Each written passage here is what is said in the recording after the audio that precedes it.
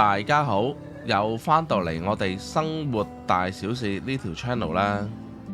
睇片之前記得訂閱我哋頻道啊，撳埋旁邊個鐘仔，一有新片就會馬上通知大家。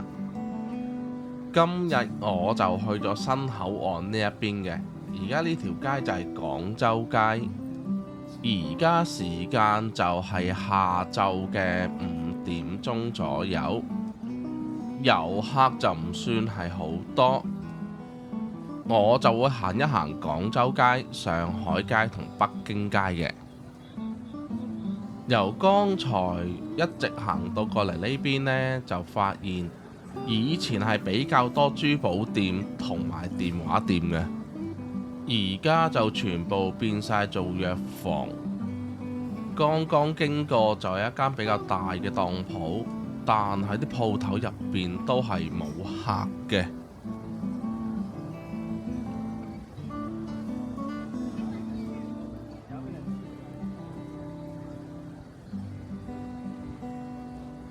而家行到呢個位置就電話店啦，參茸海味店就比較多。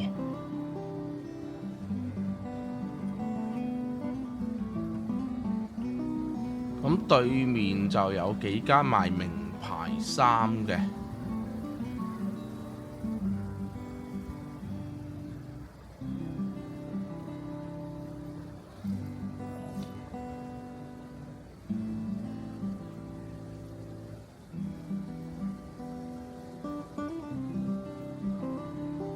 澳門今日天氣呢就跌咗差唔多有10度，所以而家外面都幾凍嘅，大概就係得14度左右啦。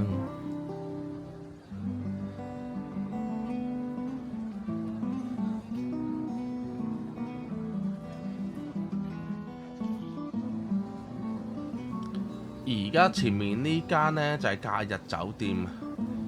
咁呢一個門口以前就係賭場嘅入口嚟嘅，可能而家就冇做賭場啦，所以呢個門口就關咗嘅。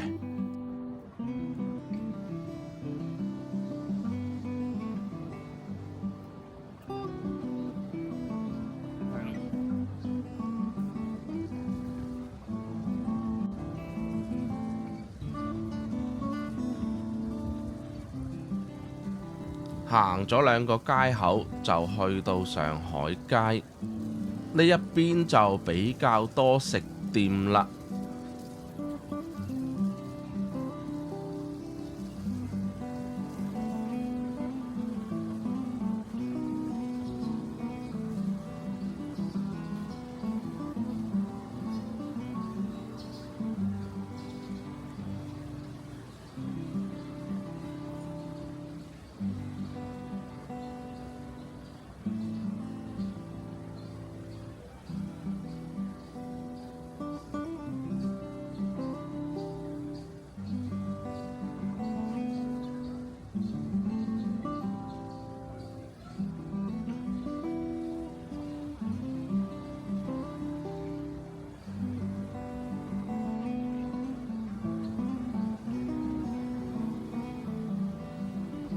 右手邊仲有一間嘅，不過就未開門，但係見有燈着咗，可能準備緊。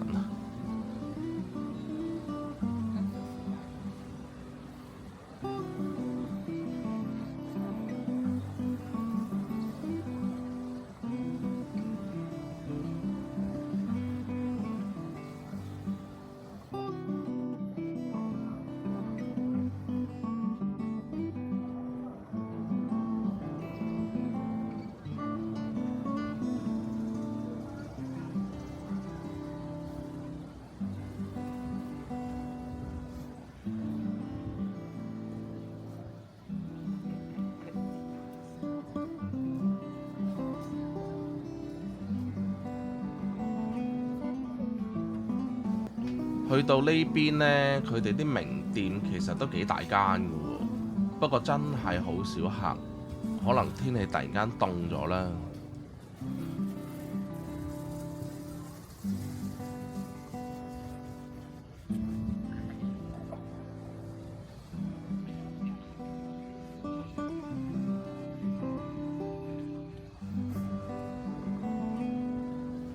再行前少少呢，就係帝豪酒店，然後一直行呢，就係置地娛樂場。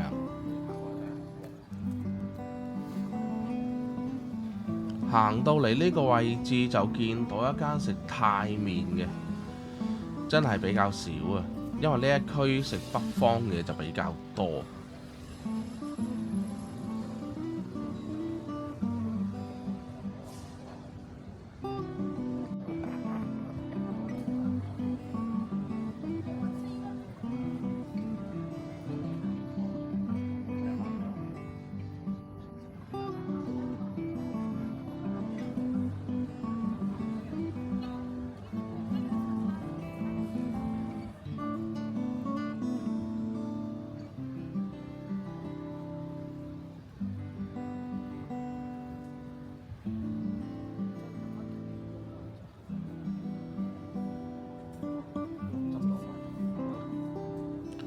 呢度就有一間當鋪，不過就好奇怪咁，佢哋落晒閘、閂晒門，但就開晒燈。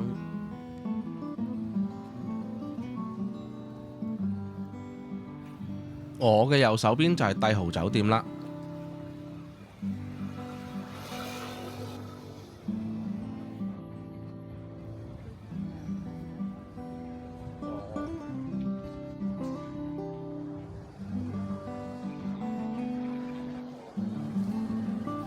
對面街就係兩間藥房，轉返過嚟呢一邊就好似見返啲大眾化嘅食店啊！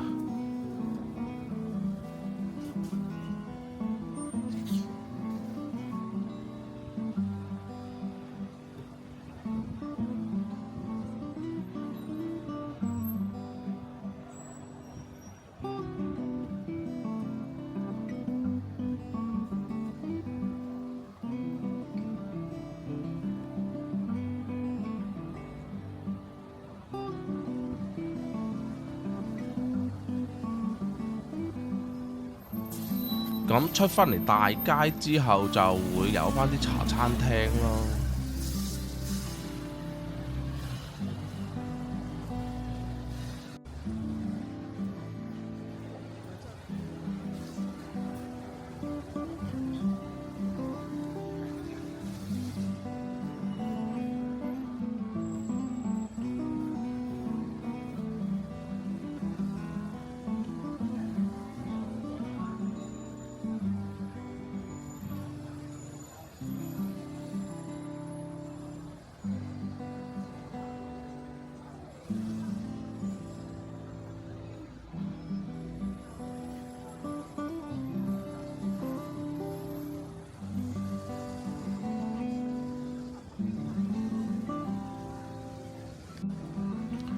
我而家現時嘅位置就係北京街啦。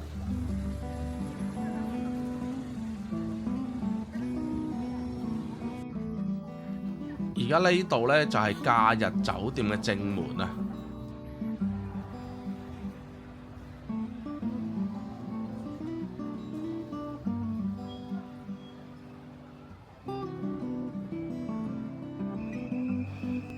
假日酒店嘅對面就係警察局。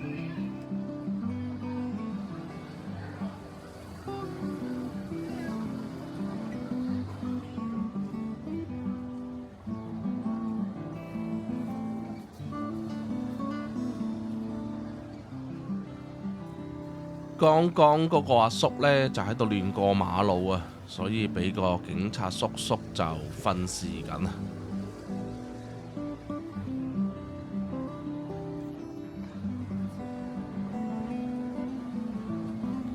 裏面條街就係我哋剛剛經過㗎啦，再行去前邊睇睇，仲有啲咩店鋪嘅。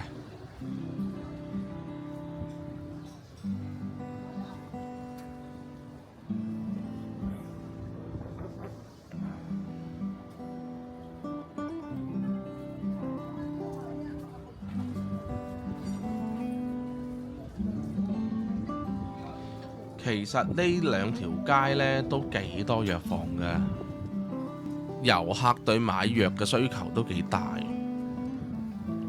而家呢個位置就有食店裝修，準備開業。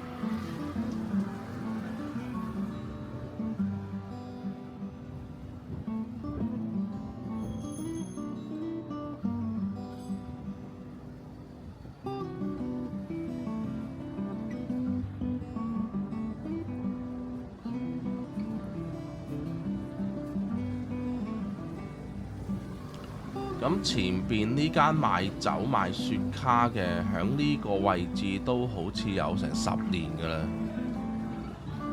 去到呢個位置呢，就叫做10月1號前地。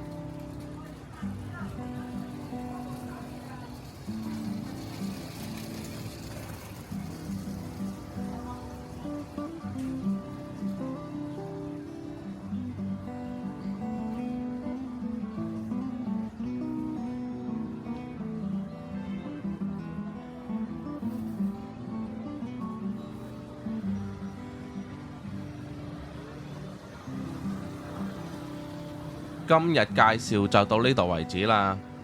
如果鍾意我哋條片嘅，記得訂閱、點讚、留言同分享啊！